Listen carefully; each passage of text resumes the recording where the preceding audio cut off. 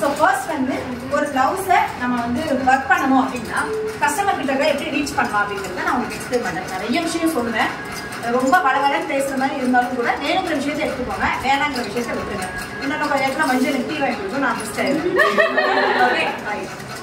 ஒரு கஸ்டமர் கிட்ட நான் வந்து சொல்றது எல்லாமே கமர்ஷியல் கிடையாது.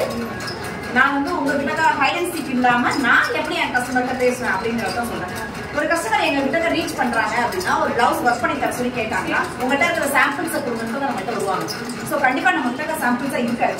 ஆஸ் அ பிகினரா நம்ம கிட்ட சாம்பிள்ஸ் இருக்காது.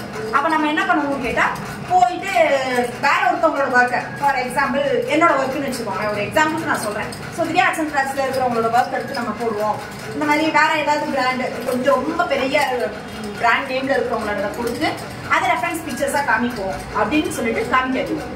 ஏன் காமிக்காதீங்கன்னு கேட்டா எல்லாமே உங்களோட ஐடென்டிட்டியா தான் இருக்கும். நீங்க காமிக்கல என்ன பண்ணுவாங்கன்னா ஓகே இவங்களோட அவங்க பெட்டரா இருப்பாங்க, நம்ம ஏன் அவங்களே கான்டாக்ட் பண்ணக்கூடாதுன்னு சொல்லிட்டு அப்படியே அவங்க மாறிடுவாங்க.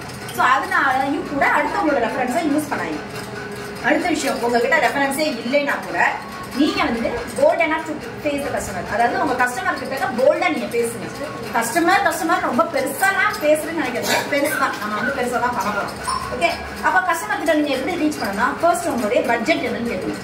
ஓகே, அதுக்கப்புறம் அவங்களுக்கு என்ன மாதிரி டிசைன்ஸ்ல வேணும்னு எக்ஸ்பெக்ட் பண்றீங்க. லைக் வந்து போட் நெக்ல வேணும், பாட் நெக்ல வேணும், என்ன மாதிரி, இல்ல எனக்கு ஜர்தோசி ஒர்க்ல வேணும். ஸோ இந்த மாதிரி கஸ்டமர் கிட்ட தான் அவங்களுடைய ரெக்குவயர்மெண்ட்ஸ் எல்லாத்தையும் நம்ம தெரிஞ்சுக்கணும். ஓகே, அப்ப நீங்க ரேட் சொல்லுங்க அப்படின்னு நம்ம கிட்ட அவங்க வரையில ஜர்தோசி ஒர்க் அப்படின்னு வந்துருச்சுனாலே குறைஞ்சது 6000 கம்மியா ஆர்டர் எடுக்கவே எடுக்காது. அவன் 2000 ரூபாய்க்கு கொடுக்குறான், இவன் 3000 ரூபாய்க்கு கொடுக்குறான். திவ்யா ஆர்ட்ஸ் அண்ட் கிராஃப்ட்ஸ்ல தான் ஜாஸ்தியா நம்ம கிட்ட மண்டையை கழுவுறாங்கன்றதுனால ஃபேக்ட் இதுதான். ஜர்தோசியோட ரேட் ரொம்ப காஸ்ட்லி. ஜர்தோசியோட ரேட் 5000 ரூபாய் 6000 ரூபாய்க்கு வரப்போகுது அப்படின்னு கேட்டா அவ்வளவு இல்லாட்டாலும் கூட அதை போடுறதுக்காக நம்ம எடுக்கிற எஃபோர்ட் தான் அந்த சார்ஜஸ். ஸோ ஜர்தோசி ஒர்க் பண்றவங்க கேட்டீங்கன்னா தெரியும் அது எவ்வளவு டைம் கன்சியூம் ஆகும், எவ்வளவு மெட்டீரியல்ஸ் அதுக்கு காஸ்ட் ஆகும். ஸோ அதனால ஜர்தோசி ஒர்க்கு நீங்க எடுத்துட்டீங்கனால 6000க்கு கம்மியா அடிக்காதீங்க. 6000 அப்படின்னு எல்லாரும் ஆரம்பிப்பாங்க. அதனால ஃபர்ஸ்ட் உங்களுடைய பட்ஜெட் என்ன அப்படின்றத கேட்டுக்கோங்க. என்னோட பட்ஜெட் வந்து எனக்கு ஒரு 2000, 2500, 1500 அப்படின்னு சொன்னா பீட் ஒர்க்ல இருந்து நம்ம ஸ்டார்ட் பண்ணிக்கலாம்.